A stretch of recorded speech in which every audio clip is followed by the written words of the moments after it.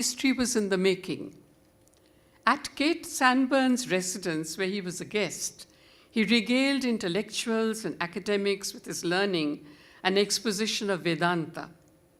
One of those who heard him was Harvard professor Wright, who invited him over to his residence for more lectures and wrote for him a letter of introduction to attend the Chicago conference to be held soon. So impressed was Professor Wright that he was to write, and I quote again, "Vivekananda is more learned than all our learned professors put together."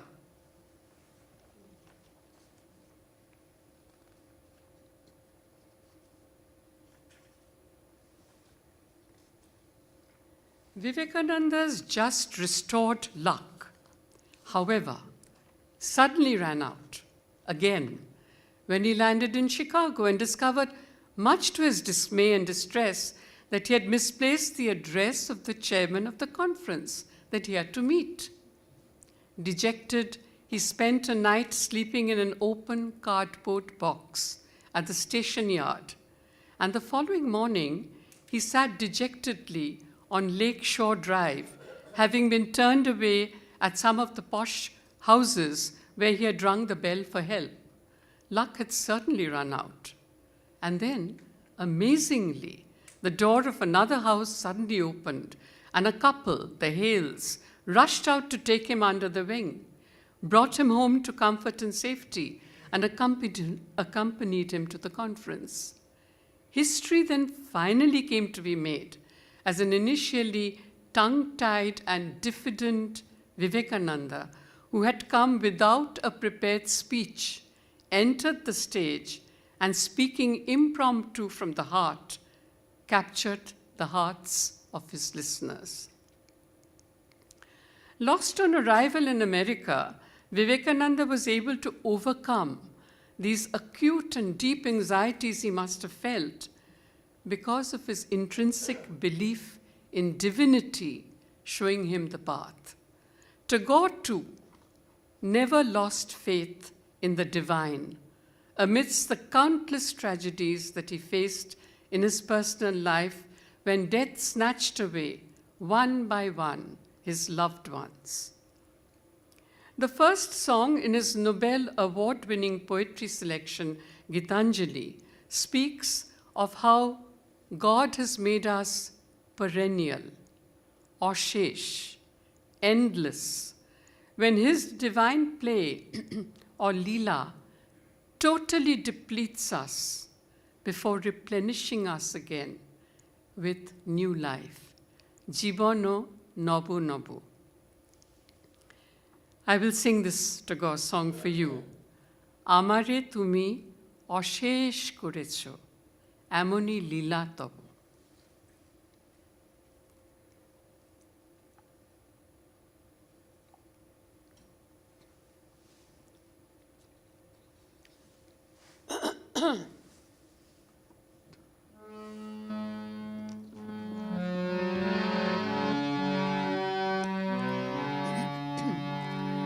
আমারে তুমি অশেষ করেছো এমনি লীলা তব ফুরায়ে ফেলে আবার ভরেছো জীবন নব নব আমারে তুমি অশেষ করেছো এমনি লীলা তব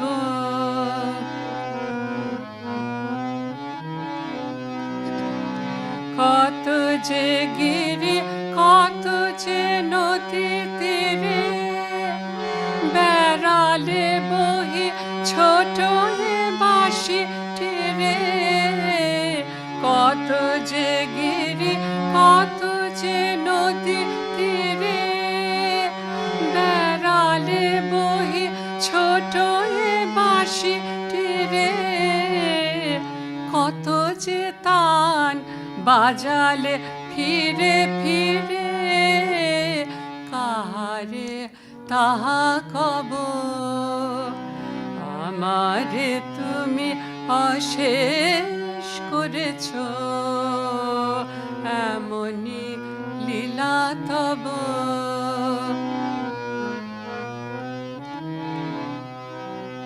তোমারি ওই অমৃত পরশে আমার হিয়া খানি হারালো সীমা বিপুল হরষে,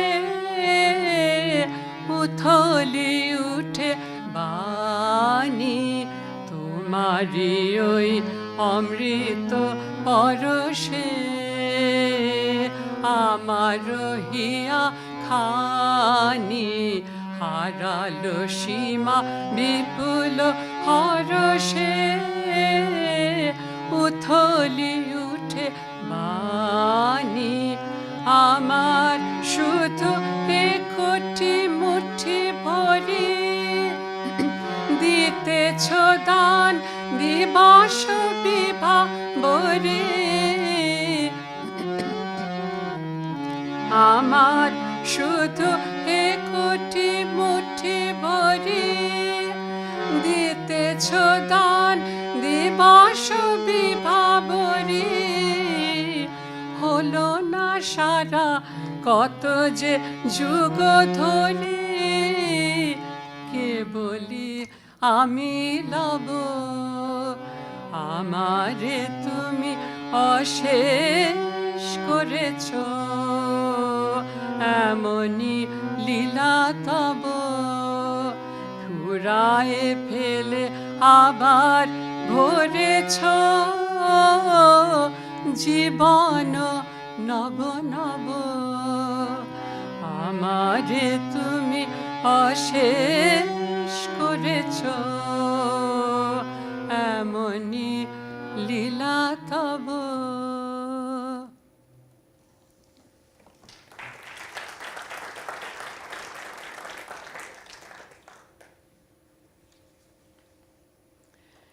I feel this song is so relevant even today. After 2 years of COVID, we thought all was lost. And yet, God has restored so much to us. Amra অশেষ হয়ে গেছিলাম. We were endless, we were depleted. And then suddenly, life has come back.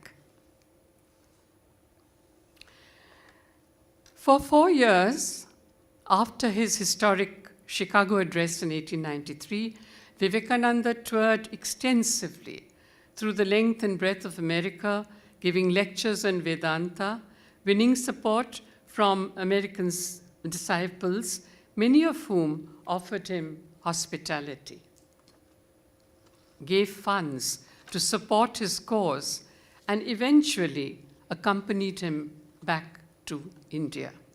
It was quite a culture shock for many of these disciples to come to Kolkata and be accepted by the Indian followers of Vivekananda. The seed money for the Belur monastery in Dokkineshwar in Kolkata was paid by Henrietta Muller, while two of his most dedicated disciples, the New York socialite Josephine McLeod and the Boston-based Sarah Bull, wife of the distinguished Norwegian violinist Ole Bull, supported him financially and emotionally till his very end. Both of them gave their love and attention to Sister Nivedita, Vivekananda's Irish disciple, and it is through the hundreds of letters exchanged between them that I have been able to write my book. This one. Margot, Sister Nivedita of Vivekananda, piecing together the story of her initial doubts and tribulations leading to great understanding and reverence for the Guru Vivekananda. The greatest legacy of Sister Nivedita lies in the large corpus of writings she left behind, in which she has succinctly summarized the philosophy of her mentor, Vivekananda, which was explained to her in lectures and through travels together. However, it was not an easy journey for Nivedita to get to know her guru. She was an educationist who came from England to Kolkata inspired by Vivekananda to open a school for young girls and widows. In course of time, she fell in love with India, identified with the pain of an enslaved nation, empathized with the suffering of the less fortunate, took pride in its ancient civilizational past, hoping to project it through writings and lectures as a national inspiration to a subject people in their struggle for independence. Perhaps the greatest surprise for Nivedita when she came to India was to discover that the guru, who had lectured strictly on the Vedantic ideal, which is of monism, which is of universal oneness, which had appealed to her, was now engaged in polytheism or idol worship of Hindu gods Shiva and Kali. Slowly, she was made aware of the deep symbolical significance of idol worship, which offered an important prop to believers who could not otherwise understand the esoteric ideal of worshipping a disembodied divinity. In her writings, Nivedita sought to find a pattern between these various forms of worship in the Hindu faith, which ultimately lead to the same truth. Web of Indian Life is the name of her celebrated book. And Nivedita declared, and I quote here, "Religion has never dwelt in a creed that divides man from man. It is in a religion that becomes a nation force that is the crying necessity for unity." And this nugget of wisdom is so very relevant today, the world over. Nivedita was a believer in the syncretic nationalism of India, involving the complete assimilation of the diverse social, cultural influences that came in various phases of India's history. She was not selective about which periods of history to highlight and which to ignore. Nivedita wrote, again I quote here, "If you want to know the real India, dream the dreams of Akbar and Ashoka. Patriotism is not learnt in books. It is a feeling which seizes the whole being. It is at once the blood and the marrow. It is in the air one breathes and the sound one hears."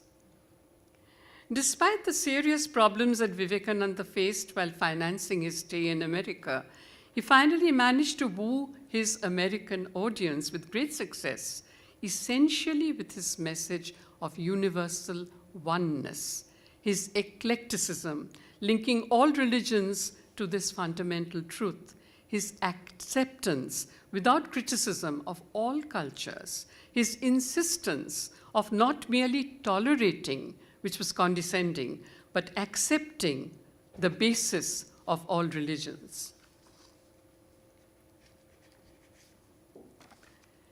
Hinduism is, after all, a way of life and sufficiently amorphous for believers to interpret it whichever way they want.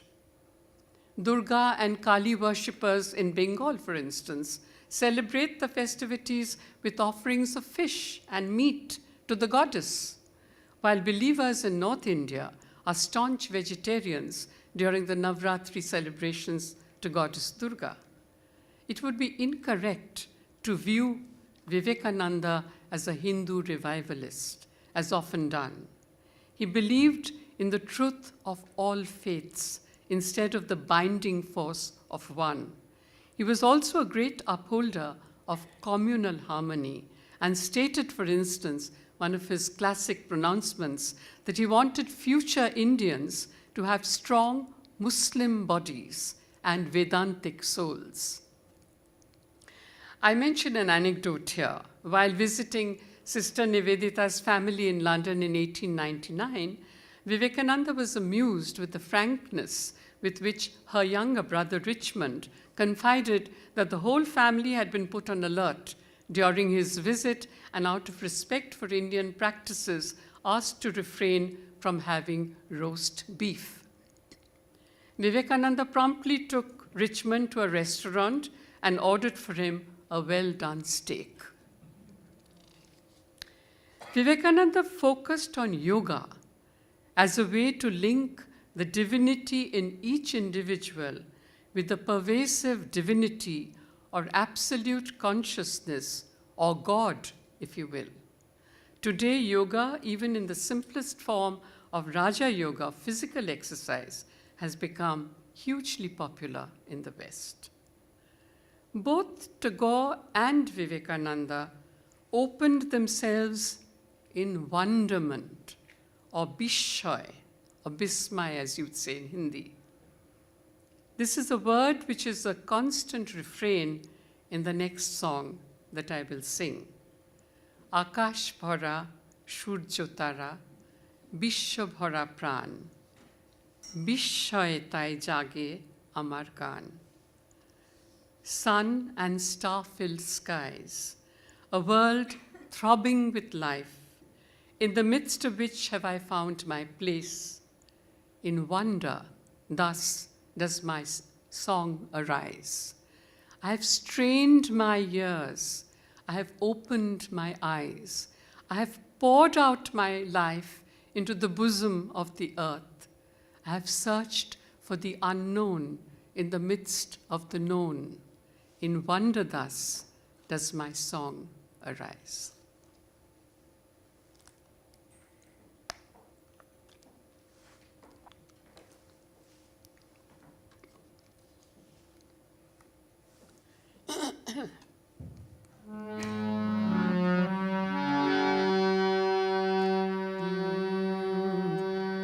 আকাশ ভরা সূর্য তারা বিশ্ব ভরা প্রাণ তাহারি মাঝখানে আমি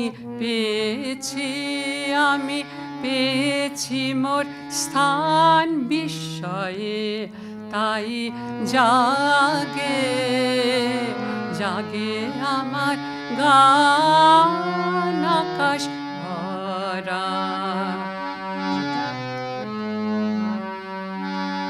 অসীম কালের যে হিলোলে জোয়ার ভাটায় ভুবন দোলে অসীম কালের যে হিলোলে জোয়ার ভাটায় ভুবন দোলে নারীতে মোর রক্ত তারায় লেগেছে তার টান বিস্ময়ে তাই জাগে জাগে আমার গান আকাশ ভরা ঘাসে ঘাসে পা ফেলেছি বনের পথে যেতে ফুলের গন্ধে চমক লেগে উঠেছে মন মেতে ছড়িয়ে আছে আনন্দেরই গান বিস্ময়ে তাই জাগে জাগে আমার গান কান পেতেছি চোখ মেলেছি ধরার বুকে প্রাণ ঢেলেছি জানার মাঝে অজানারে করেছি সন্ধান বিস্ময়ে তাই জাগে জাগে আমার গান আকাশ ভরা।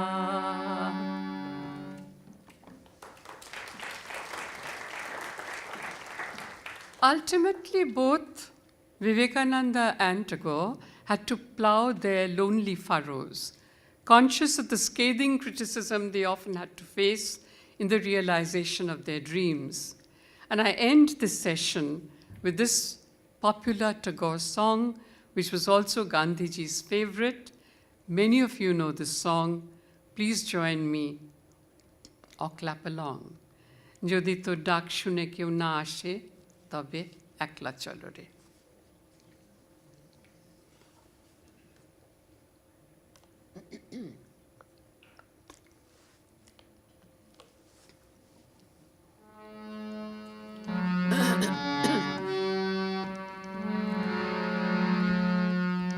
যদি তো ডাক শুনে কেউ না আসে তবে একলা চলো রে যদি তোর ডাক শুনে কেউ না আসে তবে একলা চলো রে একলা চলো একলা চলো একলা চলো একলা চলো রে যদি তোর ডাক শুনে কেউ না আসে তবে একলা চলো রে যদি কেউ কথা না কয় ওরে ওরে ও অভাগা কেউ কথা না কয় যদি সবাই থাকে মুখ ফিরায় সবাই করে ভয় যদি সবাই থাকে মুখ ফিরায় সবাই করে ভয় তবে পরাণ খুলে ও তুই মুখ ফুটে তোর মনের কথা একলা বলো রে তবে পরাণ খুলে ও তুই মুখ ফুটে তোর মনের কথা একলা বলো রে যদি তোর ডাক শুনে কেউ না আসে তবে একলা চলো রে একলা চলো একলা চলো একলা চলো একলা চলো রে যদি তোর ডাক শুনে কেউ না আসে তবে একলা চলো রে যদি সবাই ফিরে যায় ওরে ওরে ও অভাগা সবাই ফিরে যায় যদি গহন পথে যাবার কালে কেউ ফিরে না চায় যদি গহন পথে যাবার কালে কেউ ফিরে না চায় তবে পথের কাঁটাও তুই রক্ত মাখা চরণ তলে একলা দল রে তবে পথের কাঁটাও তুই রক্ত মাখা চরণ তলে একলা দল রে যদি তোর ডাক শুনে কেউ না আসে তবে একলা চলো রে যদি আলো না ধরে ওরে ওরে ও অভাগা আলো না ধরে যদি ঝড় বাদলে আধার রাতে দুয়ার দেয় ঘরে যদি ঝড় বাদলে আধার রাতে দুয়ার দেয় ঘরে তবে বজ্রা নলে আপন বুকের পাঁজর জ্বালিয়ে নিয়ে একলা চলো রে তবে বজ্রা নলে আপন বুকের পাঁজর জ্বালিয়ে নিয়ে একলা চলো রে যদি তোর ডাক শুনে কেউ না আসে তবে একলা চলো রে একলা চলো একলা চলো একলা চলো একলা চলো রে যদি তোর ডাক শুনে কেউ না আসে তবে একলা চলো রে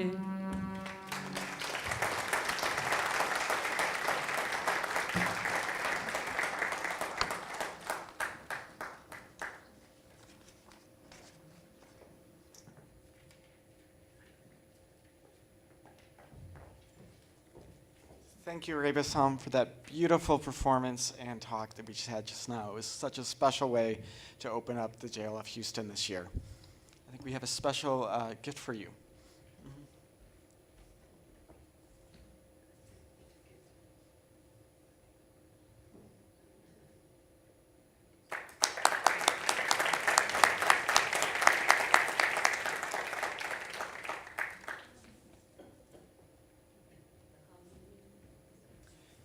So thank you so much for coming out again today. We're going to have about a 5-minute break before we start with our second session, which will be Geopolitics, the Tipping Edge, with Michael Pelletier, Zachary Zwald, and Seema Sarohi in conversation with Sanjoy K. Roy, and presented by University of Houston.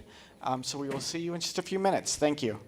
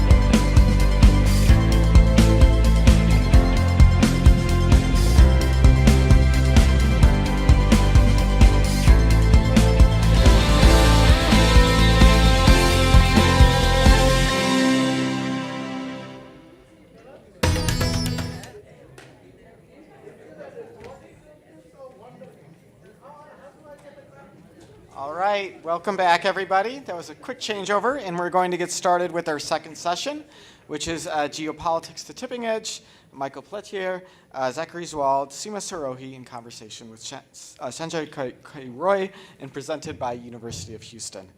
As the world teeters on the edge of economic and environmental collapse, geopolitical compulsions and political hubris script further disasters. This session aims to search for direction and hope amidst the pervading chaos of a tense present. Our speakers today are Ambassador Michael Pelletier. He is Executive Director of the Institute for Global Engagement, an Inspire initiative at the University of Houston. He served as a U.S. diplomat from 1987 to 2021. He is a board member of Amid East and a member of the CFR, the Texas Advisory Committee of the U.S. GLC, and the Public Diplomacy Council of America. Zachary Zwald is a political science professor at the University of Houston. He received his PhD from UC Berkeley and has held posts at Ohio State University, MIT, and U.S. Air War College. Zwald's research examines judgment and decision-making on international security issues at the nexus of science, technology, and policy. Seema Sarohi is a Washington, D.C.-based columnist for the Economic Times, India's largest business daily, and is also an analyst for the Observer Research Foundation, India's premier think tank. She is the author of Sita's Curse, Stories of Dowry Victims, and has appeared on the BBC, CNN, and NPR as a commentator. Sanjoy Roy is the managing director of Teamwork Arts, which produces over 33 highly acclaimed performing arts, visual arts, and literary festivals in 40 cities across the world, including the iconic annual Jaipur Literature Festival and international editions of JLF like this one. He is also a founder trustee of Salam Balak Trust and the co-chair of the FICCI Creative Industries Committee. This conversation will be followed with a Q&A at the close of it. But ladies and gentlemen, let's get started with Geopolitics, the Tipping Edge, presented by University of Houston. Thank you. Thank you so much, Michael, and welcome to all our viewers online. Michael Pelletier, Ambassador, I'm going to start with you. Michael talked about hope. I think the only hope is maybe if Ray Bassom sings for us and brings peace across the world. Is there hope? That's the big question. Is there hope? And how do you see America right now poised in this very difficult position? It sort of seems to have stepped back from being the headmaster of the world and has ceded space, perhaps, ever since the 6th January sort of insurrection at the Capitol. It ceded space in the world where democracy has meant something. How do you see this moving forward? First of all, I think I'd say that for years, the United States has said we don't want to be the policeman of the world or the headmaster of the world. I think, in fact, I think the United States' strength comes from partnerships, from allies, from working with others. Was that before you all invaded Iraq or after? That was while the world reacted to what happened in Iraq. I may have been out of the diplomatic service, but I still believe that. But I think that's where one looks for hope, is that idea of partnerships, that idea of working together. The problems, the challenges that we face right now are really daunting, right? Some of the things you talked about, the floods in Pakistan, the ridiculous and deadly heat that so much of the world has seen, climate change. Where is the hope to deal with those problems? And all of those problems, to me, the hope, the solution comes from all of us working together. And I think that's what makes countries like the United States strong and stronger, is relying on those partnerships. And art, culture, song, events like this bring us together and help us to work together to understand each other better so that we can overcome some of these challenges. Seema, Michael talks about countries working together, and yet we're seeing across the world more problems. You're looking at Taiwan, you're looking at the Ukraine-Russia conflict, and of course conflict in this region, and the forgotten wars of Afghanistan, Libya, and Syria, let alone the wars that we're seeing about climate crisis. You're sitting in Washington. Do you see hope? Is there even discussion across the divide between the Republicans and Democrats to be able to address some of these key issues? See, One thing is for sure. Seema, put your mic further up. One thing is for sure that the liberal order, the liberal international order as we knew it, is breaking down. And the new order has not yet come into being. So we are in a limbo in some ways. And hope is too big a word for me to sort of take off on or to analyze. What I would say is democracies across the world, not just in the United States or in India, are feeling a kind of a strain. There's more polarization, there's more division, there's more acrimony. It's like we've forgotten how to talk to each other. And that doesn't give me hope.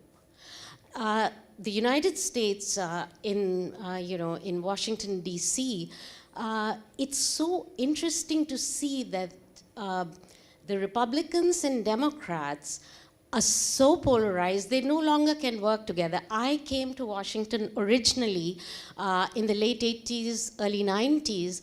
The Speaker of the House, Tip O'Neill, people used to work with him. Things could get done, they could pass laws. Today, even though they agree on the challenge of China, they're not able to agree on how to meet it.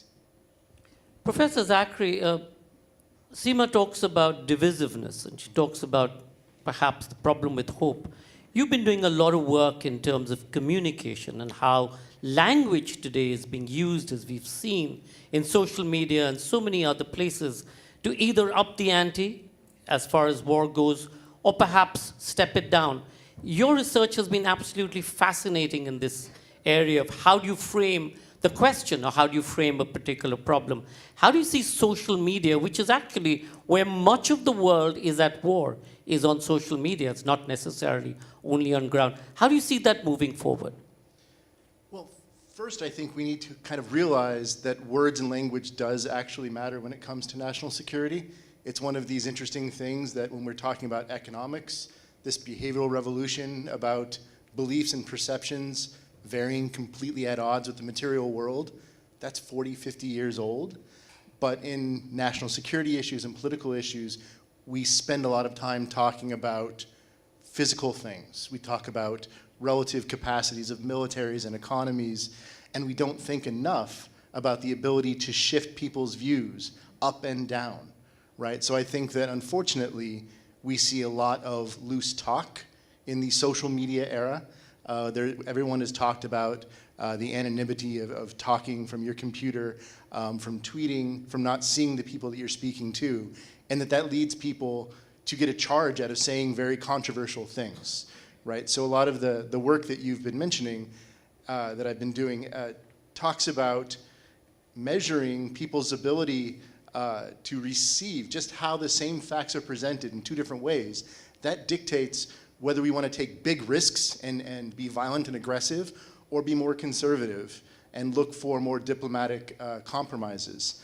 And I don't think that, unfortunately, the political class, let alone the media, is aware of the effects they're having, right? That when our former president was boasting and talking in boisterous terms, say with Kim Jong-un, and people would just say, he's just talking, but the adults will be in the room if decisions are made.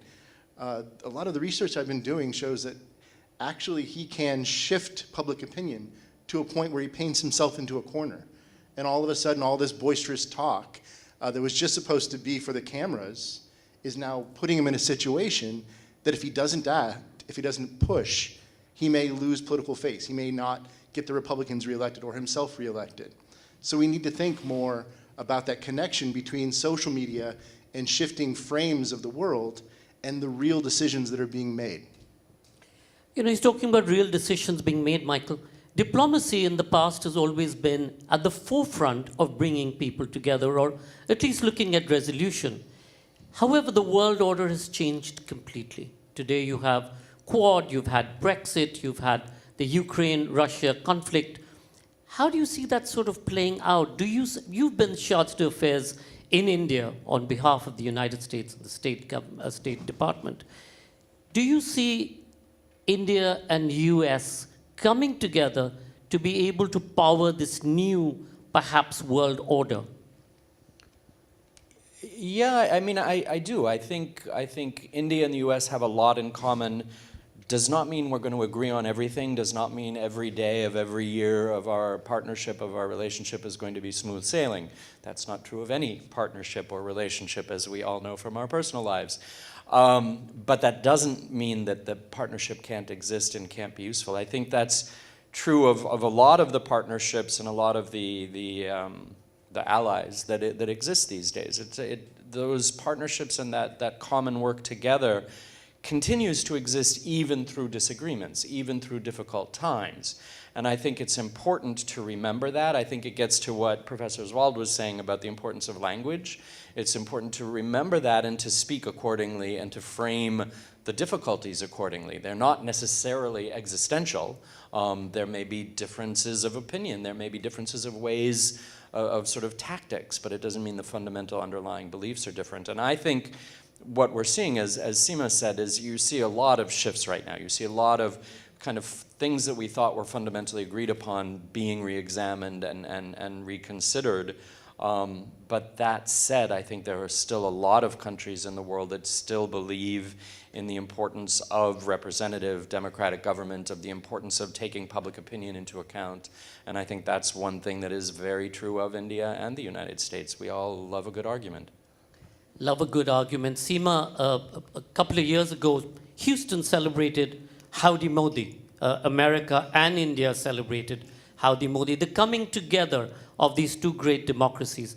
Is there a belief, or certainly in India, there's an understanding or a belief that when there's a Republican government here in Washington, they tend to be far more friendly to India-US ties than when there's a Democratic government. Is that true in Washington, or is this just a perception that we hear? To some extent, I agree with that formulation because the most recent, the most transformational thing that happened between India and the US happened under the presidency of George W. Bush, which was the US-India nuclear deal, without which India and the US were getting stuck in almost every issue they tried to negotiate. Because India had not signed the Nuclear Non-Proliferation Treaty, etc., not to bore the audience, but it's a very technical thing. But India not signing that treaty brought us into conflict with the US on every other issue where technology was involved. So, yes, George W. Bush took a hammer to this whole thing and brought India into the mainstream. It was very, very significant. Not many Americans would know about it, but in India, Bush is celebrated as having brought us closer strategically. Then Donald Trump... And Prime Minister Manmohan Singh. And Prime Minister Manmohan Singh, of course. Both leaders took a chance, you know. Manmohan Singh almost lost his government, like his government almost collapsed. Then comes, President Obama continued with that, but there wasn't any dramatic success, dramatic sort of page-turning success. Donald Trump also did some remarkable things. He allowed India to buy certain weapon systems, approved at least for India to buy certain weapon systems from the US that other presidents had blocked before. So yes, there's some truth to that. That Democrats, because they have other concerns, most importantly human rights concerns, they have to raise those concerns. That causes some sort of friction, but now I think both countries, whether the US is under Democrats or under Republicans, both countries have converged on the challenge of China. And there is no difference. President Biden from the day he took office, he continued with the Indo-Pacific policy and the Quad formulation of the 4 countries, democracies coming together to manage the rise of China.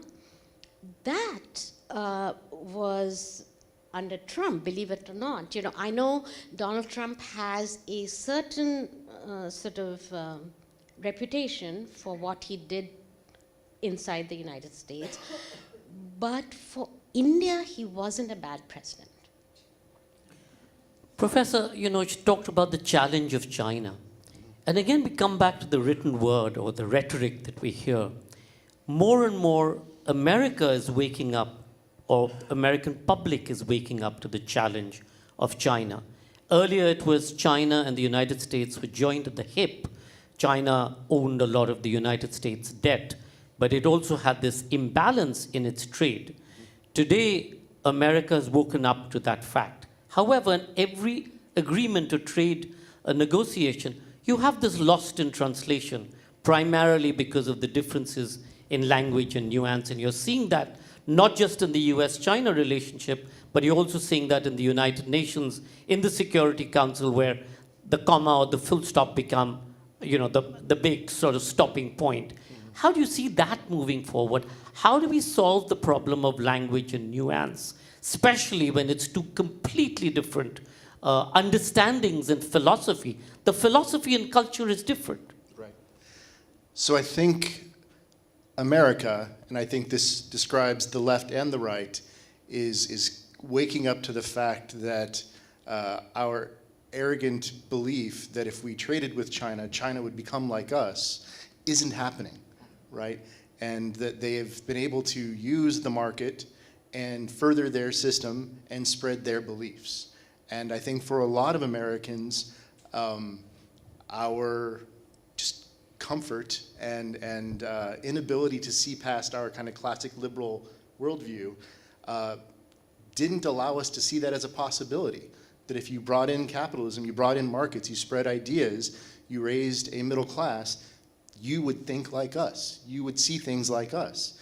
And so I think now we're finally waking up to the fact that we need to try to understand how China views the world and how they're viewing their world, their role in the world, right? So do they consider the role of the hegemon, the role of the dominant power in the world, the same as we do, right? There's a lot of fear here that they want to supplant us. But do they see rising in the same way that we see rising? Do they look to the UN and see a growing, more powerful China in the UN the same way that we saw it, right? That if we were the dominant force in the 20th century, they would therefore become the dominant force in the 21st century. We've seen they have different philosophies when it comes to multilateralism, when it comes to the role of the state in the market. And I don't think that we've had enough one-on-one discussion to be able to develop that common language yet, right? When I've spoken to people in the State Department, be it arms control or trade, they just want to talk, right? They just want to get to the table and have any conversation with the Chinese so that they can understand where we are. The Soviet days, oftentimes these mundane negotiations would bring up these huge chasms in understanding. And it was only by having those sort of technocratic conversations that people realized, oh boy, we are seeing the nuclear world, the global world that's developing in fundamentally divergent terms. So I think that's where we are with China. We need to figure out where we don't understand each other. One of China's policies has always been checkbook diplomacy. If you look at much of Africa, you look at Sri Lanka, you're looking at much of the South Seas, you're seeing that, and you've seen how they've prevailed, except now there's a pushback from the local people, because the Chinese, when they've come in, they've hardly spent anything really into the local economy and only created debt.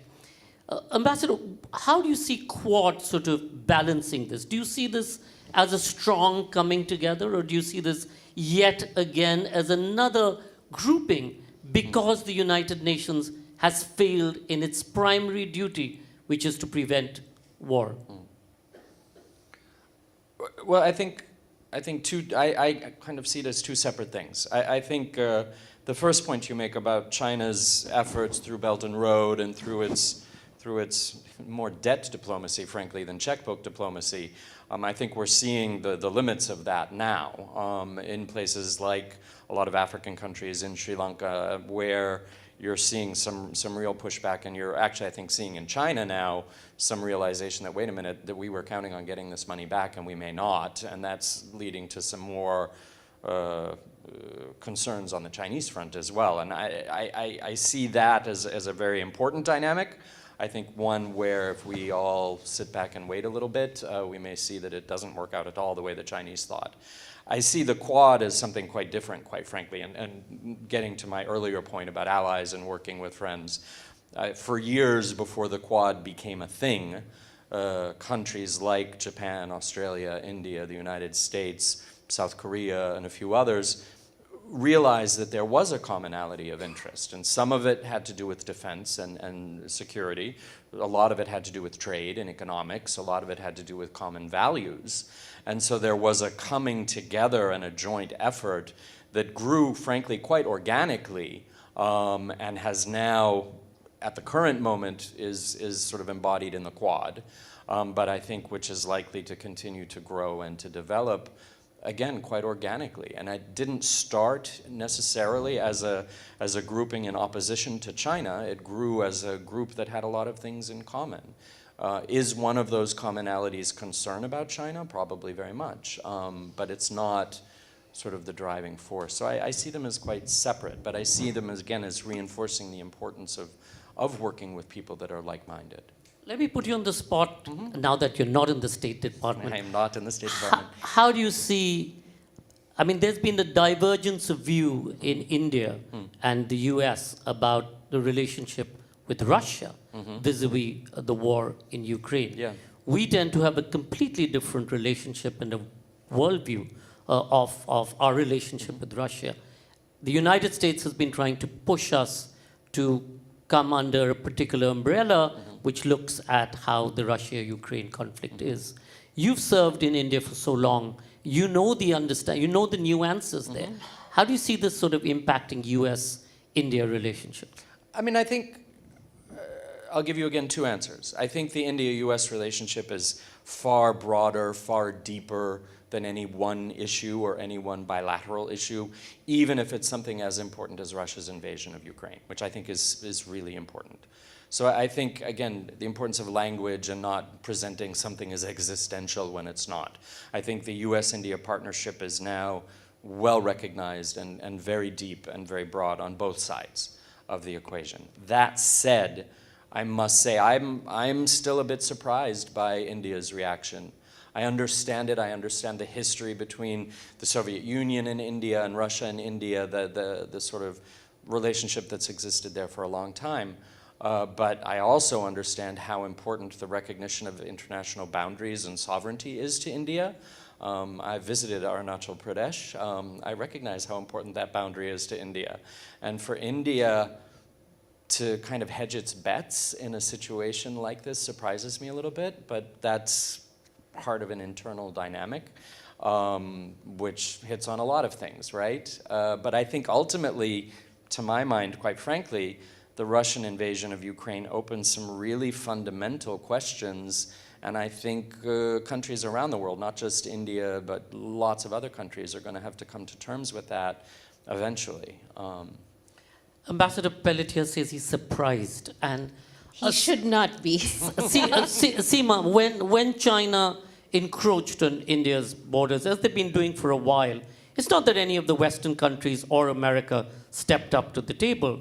80% of India's weaponry still is of the USSR sort of providence, with much of the spare parts still having to come from there. It's only in recent times that you're seeing America and Europe having stepped up to the table in selling armaments to India. Should he be surprised? I don't think so, because first point, look at the neighborhood. Look at India's two neighbors, Pakistan on one side, China on the other, both in collusion, both anti-India. I think many Americans somehow are unable to appreciate in the true sense what it means to be living next to countries like that. They live next to Canada and Mexico. You know, it's a different ball game, completely different ball game. They live next to the Bay Area as well. Yes. So that's number one. Number two, India depends for 60 to 80% of its defense equipment on Russia. And that's grown over the years. It's happened for many reasons. Number one reason being that the West refused to sell us weapons at one time. Number two, Western weapons, even today, now that it's willing to sell, they're very expensive compared to Russian weapons. There's no technology transfer. So India wants to become, independent and doesn't want to depend entirely for its defense needs on any country, be it Russia or be it the United States. So that's number two. So for Ukraine, India is in a very difficult situation. It wants the help of Russia. It wants also the help of the West to face China. China is its primary concern right now. So for Americans to be surprised, I'm surprised that they are surprised, because just last year, the US walked out of Afghanistan. No questions asked. What happens? India is very close to Afghanistan. Many of the terrorist groups based there, Indian defense analysts expect. Much of the equipment that America gave to Pakistan and Afghanistan is used against India by Pakistan and the ISI. Right. So just 2 days ago, the Biden administration has approved $450 million in a support program for Pakistan for the F-16s. F-16s have been used against India in the past. So, I mean, it's a very complex situation. It's not as if India is saying, no, we don't want American friendship. Of course we do. We want American friendship. We want Russian weapons at this stage. We've got to defend ourselves. And I want to make one point. When China encroached this time in 2020 into Indian territory, the Americans did help us in major ways. They gave us real-time intelligence on troop deployments of the Chinese. They gave us Satellite. no, Satellite. they gave us equipment, and they gave us clothing for high altitude. Because India had to suddenly deploy, 50,000 more soldiers. We didn't have clothing for those. So the Pentagon sent us stuff in a very urgent fashion. So that was much appreciated. That happened in the last administration. Professor, we're talking about trillions of dollars being spent on acquiring nuclear weaponry or traditional weaponry. And yet, when you have the smallest virus that fells the entire world, collectively we are not seeing the kind of action that's needed to address either the climate crisis or issues like this. However, this time during the pandemic, the world did come together to some extent to be able to share technology, know-how, and leapfrog from each other's inventions. And it's the first time that you've had a vaccine that's come out in such a short period of time because of global cooperation. Is that one way forward? And is there a threat going forward in terms of what we see as the climate crisis and more pandemics? And how are we going to address that into the future? Boy, I want to talk about Russia and Ukraine. So, I do think the pandemic was the unexpected thing that everyone had been talking about for 20 years, right? So the notion within, national security circles, everyone was saying this is just a matter of time, and when this happens, watch out. But psychologically, the pandemic and in preparations for it and preparations for climate change both suffer from the same problems. They seem inevitable. They seem both immediate and amorphous and over there. And we individually don't do well with those types of problems, right? Think of your household and how you deal with those sorts of issues. Like, I think there's a plumbing issue or a wiring issue or something in your roof. Until you see something, you kick it down the road. So we as individuals are wired to sort of ignore these things, but we get very judgmental when we're looking at politicians that are just demonstrating, exemplifying our same traits. And then when you get to a group level, a political level, there are always these more immediate fires to put out, right? So hopefully COVID provided, although it was horrible and caused so much death and so much suffering, on the scale of pandemics that we had been fearing, it was on the manageable level, right? And things that people have talked about in terms of contagions and what they can do can be much worse. So hopefully that was enough of a wake-up call to allow for investments in this infrastructure that you're talking about, so that when and if, and statistically it's a when rather than an if, when this happens next time, there is more of a fundamental system in place with yearly funding, with international cross-expertise collaborations, so that people can hit the ground running a little bit faster. But again, Biden had amazing goals when it came to climate until Russia invaded Ukraine, and the prices at the pump went up, and everyone around here, and we suffered the least in this town, started, thanks Biden. And so he had to then put out this most immediate fire of quelling people's pocketbook problems by opening up drilling and allowing more oil in, right? So all of these fires, the more immediate ones, push those bigger problems down the line. Going back to, again, language and nuance, how do we make climate crisis sexy? How do we get to that tipping point where everybody thinks it's their immediate responsibility and that you can't kick it up the street anymore because there are fires, there are floods.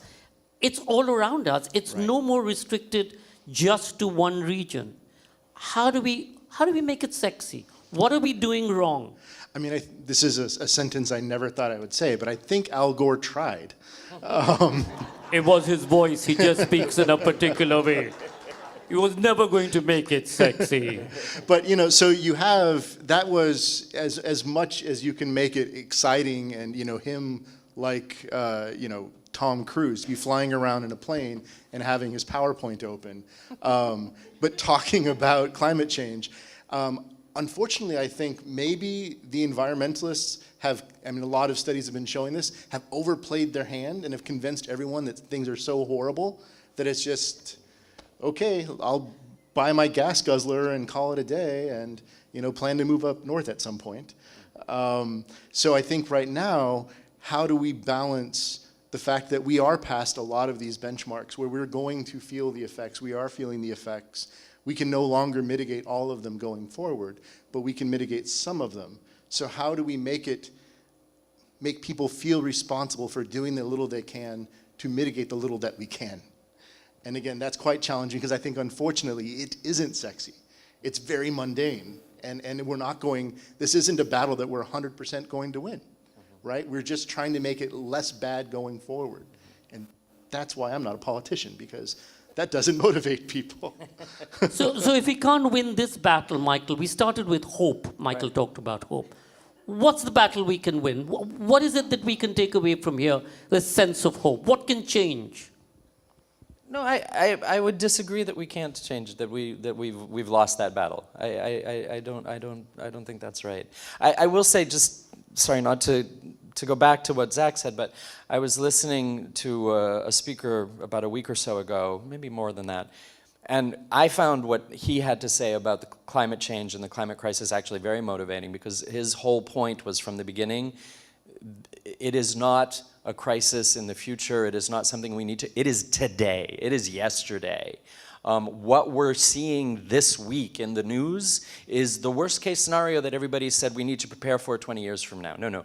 Pakistan's underwater now. California is burning now. People in Delhi are dying of heat this summer. So it's not something... Europe. Yeah. So it's not something to prepare for. It's something that's happening now. And I found that really motivating. When it's not, is your electric system in your house going to blow up at some point because you're worried, but it's your roof is on fire, you deal with it.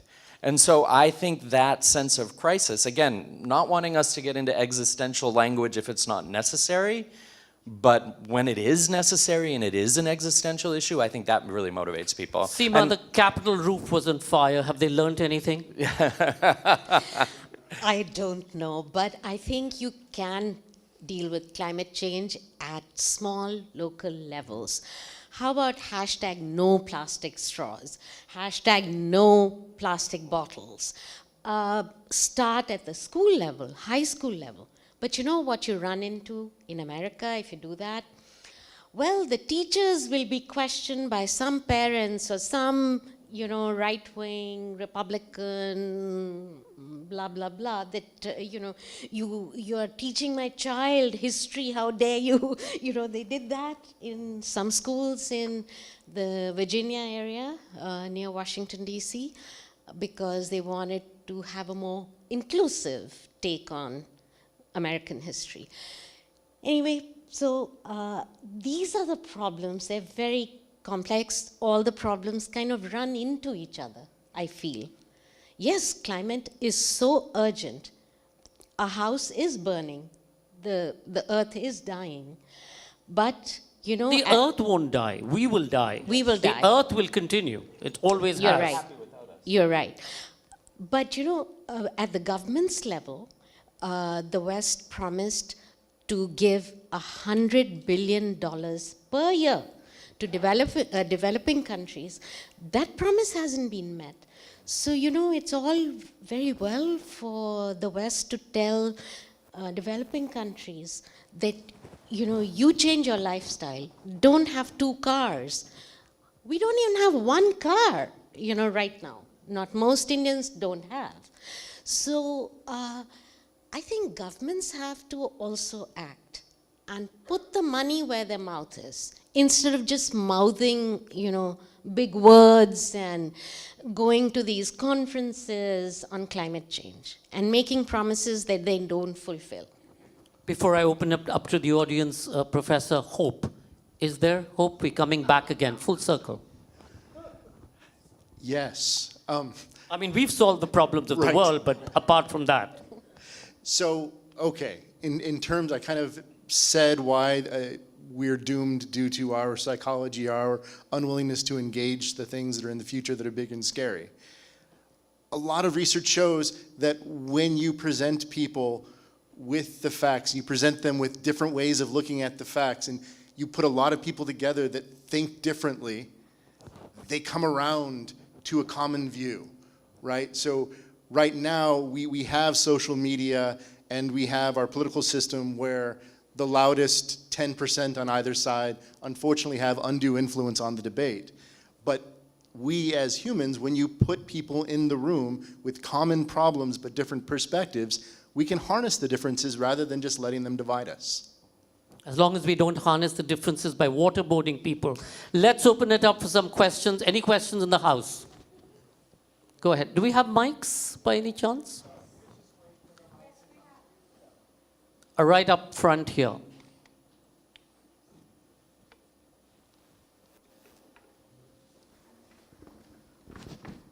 I'm Kajul Roy. I've been in the oil industry all my life. We are criminals, as some people think. But even the oil industry is changing. So there is hope, Professor Hope. The oil industry is looking at green energy. The question to the panel is, there are a whole bunch of leaders, I won't name them, they have come up with some very simple solution. And one leader from India. And to all of us here, I'll pass this message. Plant trees. Plant trees. Why? Trees give oxygen and absorb carbon dioxide. Very simple. We have denuded the earth of trees. Plant trees. That's how we can start. Other than Seema's year of cut out the plastics.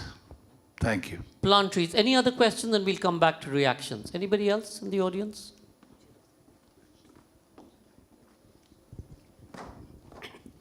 During the pandemic, India lost the largest number of people, Do you think it's helping the population control in India? Do you think it's helping the population control in India? Pandemic, you lost. We didn't lose the largest number of people. We lost about That's what the 6.5 WHO million. and all the news reports says around the world. Well, news reports are somewhat, And as Seema will WHO. say, WHO. questionable. Seema, do you want to take that? We did lose more number of people than we have officially admitted. I agree with that. Because estimates of studies by researchers have come up with much higher numbers of deaths.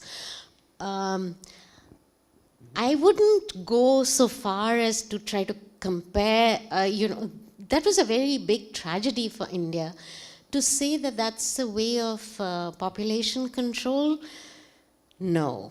I don't think anyone was trying to do that. If your point is that the government of India failed to reach, medicines or medical help to victims, I think all governments the world over were struggling because there was a shortage of everything from masks to protective gear to there was no vaccine. To the very research around the pandemic. Yeah. So, I saw the chaos in the US. It was pretty chaotic. I couldn't believe that the first world was struggling so hard. And don't forget that countries were hijacking supplies on the high seas. It had come to that. So, I don't think that we were allowing people to die. Planting trees, anybody wants to take that as the possible solution? I think planting trees intelligently with good landscape management and thinking it through, not just sort of, planting trees that are not indigenous, not helpful. But I think it's things like that. It's planting trees, it's banning straws, it's just changing the way we think about our daily lives. It's making sure you turn off all your lights. I'm old enough to remember the first oil shock in the United States, and we were all trained to turn off the lights every time you left a room and turn off the water carefully and keep the temperature in the house really cold, even in winter, even in Maine, and it made a difference. You've seen numbers out of California just recently where they made a plea, don't charge your electric vehicle so often, and it made a huge telling difference. So I think there are efforts that each person, each locality, each city, each state, each country can make that will make a difference. And just to qualify, the latest research that's coming in is showing it's not so much planting trees, but it's saving the rivers. If the rivers die, you will have an enormous problem across the globe. It's really about regenerating the rivers that will ensure that global warming and the crisis that we are seeing will be contained. And there's not enough attention that's being given there because it's easy to plant trees. That's not entirely the only solution. But Professor Seema, Ambassador, thank you so much for being here at the opening session. That was a fabulous conversation. I know we could have gone on, but my colleagues have been waving their hands widely. Thank you all so much. I hope you're going to join us for dinner after this. Thank you. Michael, back to you. Thank you so much for that fascinating conversation from Michael Pelletier, Zachary Zold, Seema Soroki, and Sanjoy K. Roy. You can continue the conversation upstairs. We have a wonderful dinner waiting for you, catered by Veranda and sponsored by University of Houston. We will have a music performance by Riwaz Cavalli while you're eating, so it'll be very special. We also have tomorrow, starting at 10 a.m., we have a full slate of talks as well. And so we invite you to join you there. And thank you once again to our speakers. And we'll see you upstairs. Thank you so much.